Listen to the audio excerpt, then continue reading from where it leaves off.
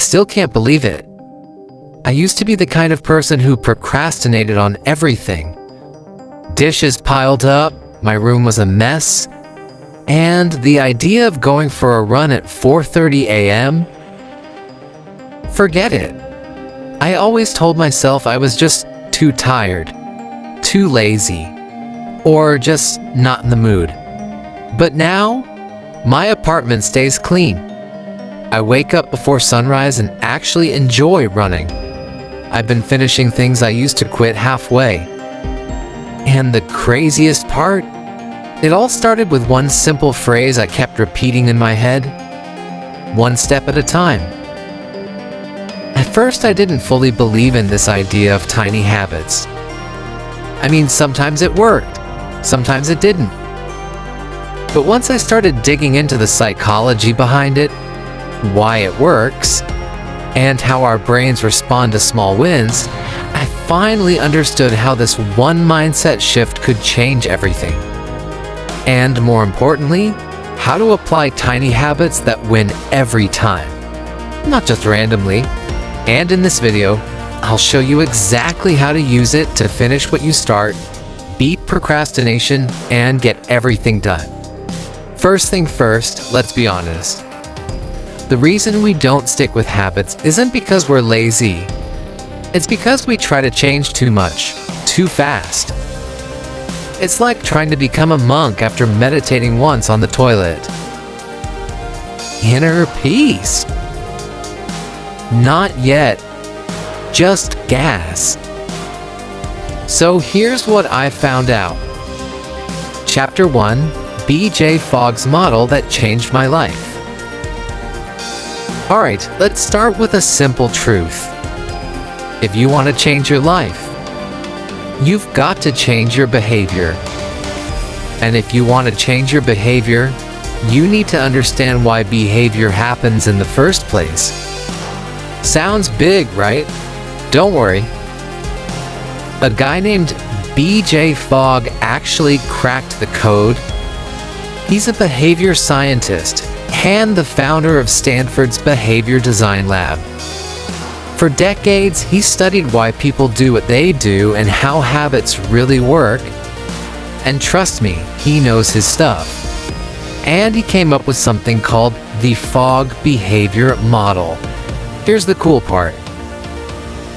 Every single thing you do or don't do follows one simple formula.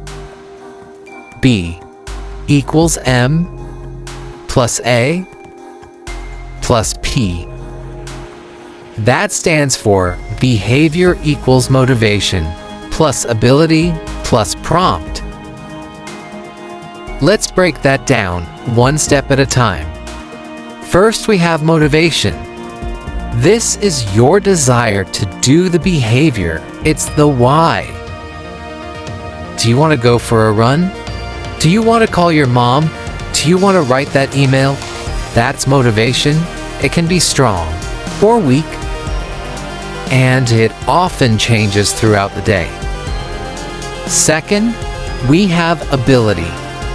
This is your capacity to do the behavior right now. It's the can you? Do you have enough time? Do you have enough energy? Is the behavior easy or hard? If something feels hard to do, your ability is low. If it feels easy, your ability is high. And third, we have prompt. This is the cue or the signal that says, do it now. A prompt can be a notification, it can be a sound, it can be a feeling, or even an action you already do. Here's the kicker. All three have to show up at the same time. If even one is missing, no behavior happens. Alright, now let's ground this with a super relatable example so you can see exactly how this plays out in real life. Example: the missed call. Picture this. Your phone starts ringing. That ringing, that's the prompt. But whether you actually pick up or not depends on two things. your motivation, and your ability in that exact moment. Scenario 1. You're on vacation. Finally, you're chilling in a bubble bath, candles, maybe some soft jazz. The last thing you want? A work call. Your phone starts buzzing in the other room. Motivation to answer? Pretty low. Please let it not be the boss. Ability to answer? 0. You're literally covered in soap. Result? No behavior. The call gets ignored. Scenario 2.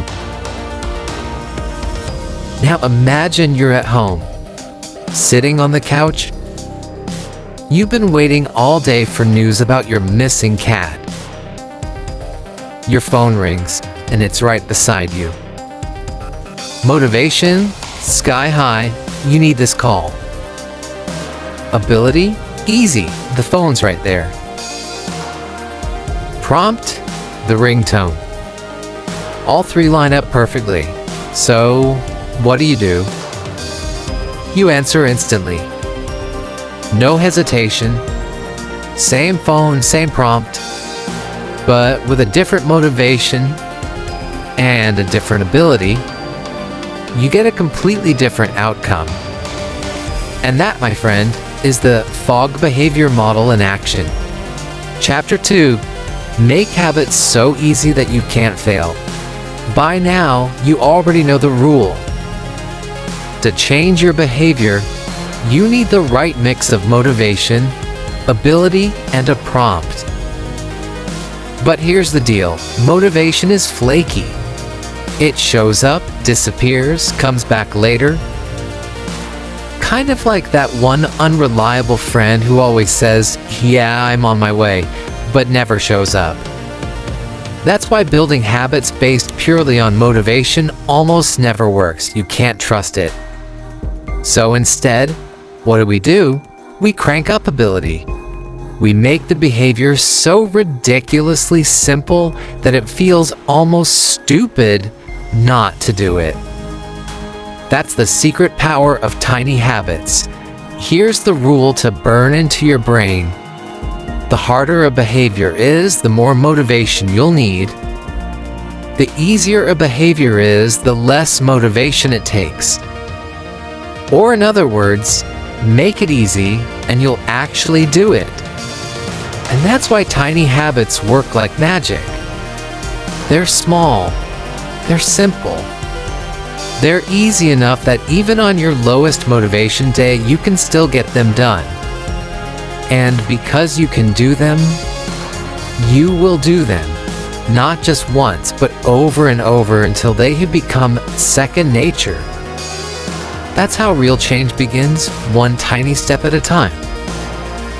And once you get the ball rolling, motivation just shows up naturally. Chapter 3. How I made it work in real life. Let me show you how I use this to build new habits in my own life. I used to look at my messy room and feel like I was about to star in a Netflix documentary called Buried Alive Under Laundry. It felt overwhelming. So instead of trying to clean everything at once, I gave myself one tiny rule. Every time I stand up from my chair, I put away one item. That's it, not 10 items. Not the whole house, just one. So I'd get up to grab some water and toss a cup in the sink. Stand up to grab my phone charger, fold a shirt, head to the bathroom, put the shampoo bottle back. I wasn't cleaning the house, I was just slightly less messy. And then something weird happened. One item turned into 2, then 3, and suddenly I was Marie Kondoing my apartment at 9:42 p.m. on a Wednesday. Now here's the model in action. The prompt was standing up, something I was already doing. The ability was high, just one item, super easy, and the motivation came after. Seeing my space a little cleaner felt good. Put those three together, I didn't just decide to clean. I started keeping things tidy automatically. That's the power of this model. Chapter 4: Celebration, the secret sauce. Okay, here's the weirdest, but most genius part of this whole method. You have to celebrate.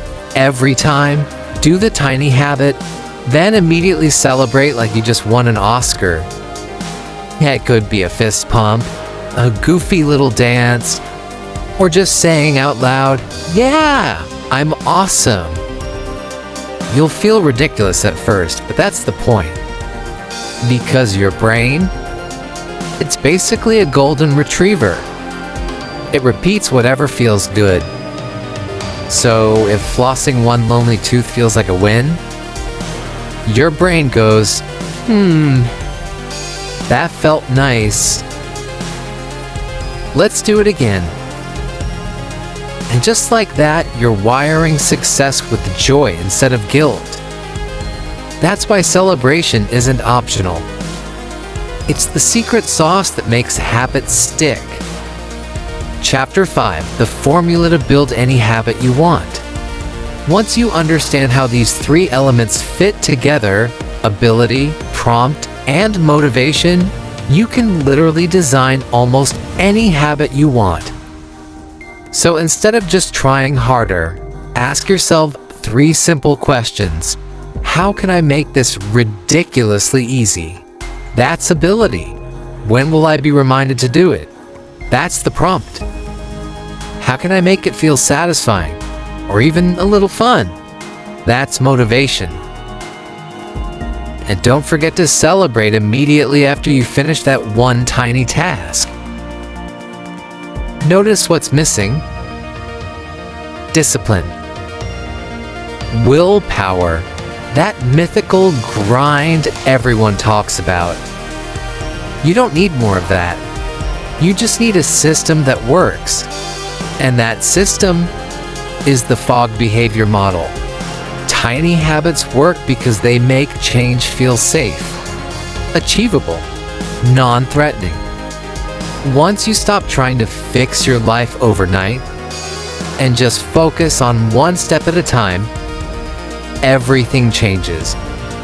You will become the kind of person who finishes what they start. So, if you're tired of procrastinating, don't start big.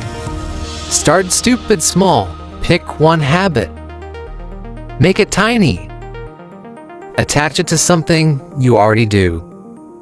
Celebrate like you just saved the planet, and keep going. Because the truth is, big change doesn't come from big effort. It comes from tiny wins stacked one step at a time.